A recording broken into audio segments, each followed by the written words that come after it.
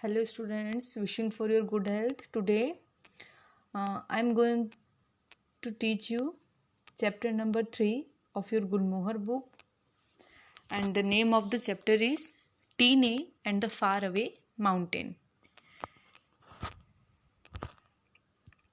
In the hills of Arunachal Pradesh की पहाड़ियों में young Teene heard a wondrous call from a distance. युवा टीने ने एक अद्भुत आवाज सुनी थी. She heard it while she climbed trees. जब वे पेड़ों पर चढ़ रही थी तब भी उसने वह आवाज सुनी. She heard it when she ran through the jungle. जब वे जंगलों में दौड़ रही थी तब भी वह आवाज सुनती थी. She heard it when she spent long days lying under the sun.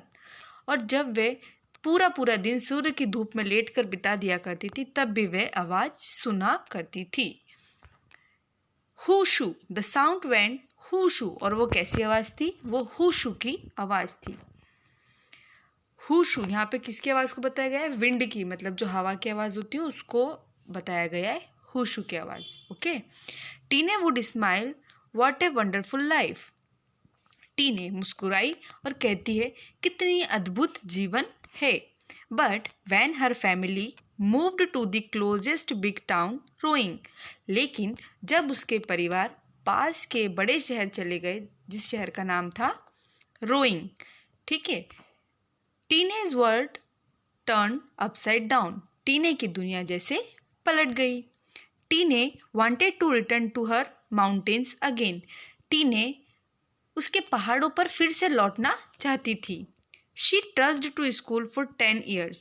Here is a new word, students. Trudged. Trudged means होता है walked with slow and heavy steps because she did not want to do something. Trudged मतलब होता है हिंदी कि पैर घसीट कर चलना या बिना मन के उदासी के साथ जो काम नहीं करना है, जिस चीज़ के लिए हम नहीं जाना चाहते हैं वहाँ पर ज़बरदस्ती जाना. Okay. She trust to school for 10 years. उसने इसी तरह पैर घसीट के चल के उदास हो करके स्कूल के 10 साल निकाल दिए. Glancing wistfully at the mountains in the horizon. और उदासी से क्षितिज पहाड़ियों पर नजर डालती रहती थी. वे पहाड़ियों को देखती रहती थी. When she finished her schooling. जब उसकी स्कूली शिक्षा समाप्त हुई. Tine applied to be a porter. Porter is a new word which means coolie. जो हैवी लोड्स कैरी करता है, जो वजन उठाता है, पर्सन हमारा लगेज उठाता है, उसे हम बोलते हैं पोर्टर और in Hindi coolie. Tine applied to be a porter. Tine ने किस लिए अप्लाई किया? आफ्टर 10th के बाद, 10 साल के बाद टीने ने पोर्टर के लिए काम करना का निर्णय लिया. For the expeditions in the mountains. Expedition is also new word students. Journeys by a group of people usually for a particular purpose, such as Edmund Hillary's expedition to reach the top of the Mount Everest. किसी निर्धारित लोगों के लिए काम करना जो क्या करते हैं, अभियान चलाते हैं. सेना के जो अभियान होते हैं वो एक जगह से दूसरी जगह जो जाते हैं उनके लिए काम करने का निर्णय लिया कि मैं उन्हीं का लगेज कैरी करूँगी और उन्हीं के लिए coolie बनूंगी. She would have to carry heavy loads and walk long distances. वे भारी सामान के साथ बड़ी दूर तक चलती थी.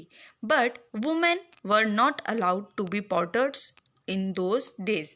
लेकिन उन दिनों महिलाओं को कूली बनने की अनुमति नहीं थी. टीने dressed as a boy and started to work. टीने ने लड़कों के रूप में कपड़े पहनकर काम करना शुरू कर दिया. Carrying nearly 25 kilos of luggage every day. और लगभग वे प्रतिदिन 25 किलो तक का सामान उठाकर चला करती थी. When they realized that she was a girl. जब अधिकारियों को महसूस किया कि वे एक लड़की है, द ऑफिसर्स स्कॉल्डेड टीने फॉर ब्रेकिंग रूल्स. तब सभी अधिकारियों ने टीने को नियम तोड़ने के लिए बहुत डांटा. But they let her continue working. किंतु फिर भी उसे काम जारी रखने दिया. टीने सून बिकम अ कोऑर्डिनेटर. टीने जल्द ही एक संयोजक बन गई. संयोजक मीन्स होता है कोऑर्डिनेटर, जो काम संभालता है, जो सारे काम देखता है, उसे हम बोलते हैं coordinator. Okay. On one of her expedition she met doctor Romeo Meitei. और एक बार दल अभियान के दौरान वह अपने एक डॉक्टर रोमियो माइटाई से मिली, who was working to promote adventure sports in Arunachal Pradesh, जो कि अरुणाचल प्रदेश में साहसिक खेलों को बढ़ावा देने का काम करते थे। रिकॉग्नाइजिंग टाइन्स टैलेंट, वे टीने को देखकर ही उसकी प्रतिभा को पहचान गए। Doctor Meitei began training her as a mount climber, doctor Meitei ने टीने की पर्वतारोही बनने की ट्रेनिंग शुरू करी। पर्वतारोही मीन्स होता है जो पहाड़ी चढ़ते, जो क्लाइंब करते हैं पहाड़, माउंटेन्स, उनको बोलते हैं पर्वतारोही, और in English climber, okay, mountain climber. Who shoe become a road now and climbing mount Everest become her dream. अब हुशू की आवाज़ एक दहाड़ बन चुकी थी, किसके लिए? टीने के लिए, और माउंट एवरेस्ट की चढ़ाई उसका एक सपना। आफ्टर मंथ्स ऑफ प्रिपरेशन टीने set out on her difficult climb, कई महीनों की तैयारियों के बाद टीने ने कठिनाइयों से पहाड़ी चढ़ना शुरू किया।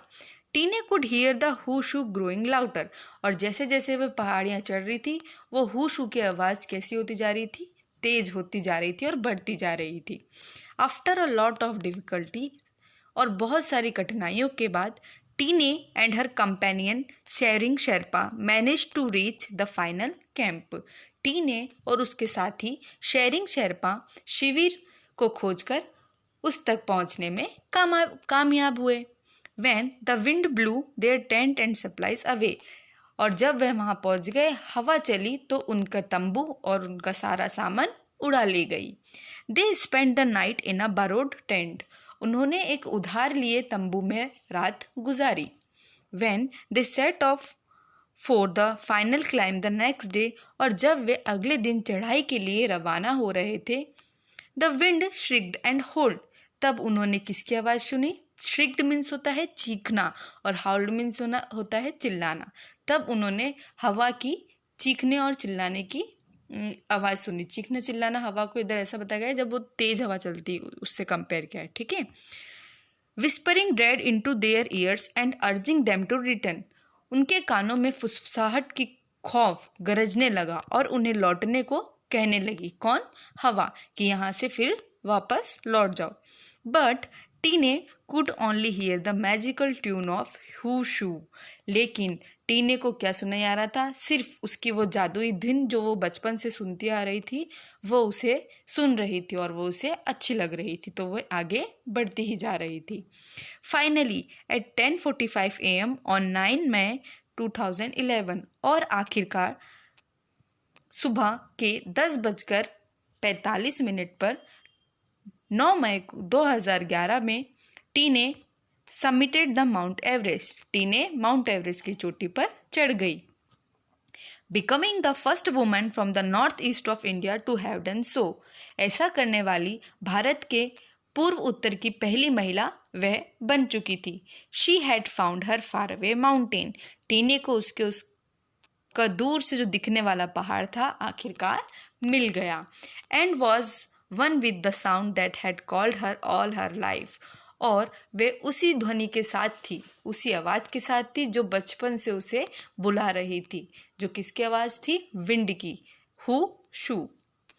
So here is the end of the chapter, and what we learn in this story, we learn this is a real story of a young woman from Arunachal Pradesh. हमने किसके बारे में कहानी सुनी? एक रियल स्टोरी सुनी जो एक अरुणाचल प्रदेश की वुमन के बारे में थी, who become first woman from the north east, जो कि नॉर्थ ईस्ट की पहली महिला थी इंडिया की जिसने क्या करा?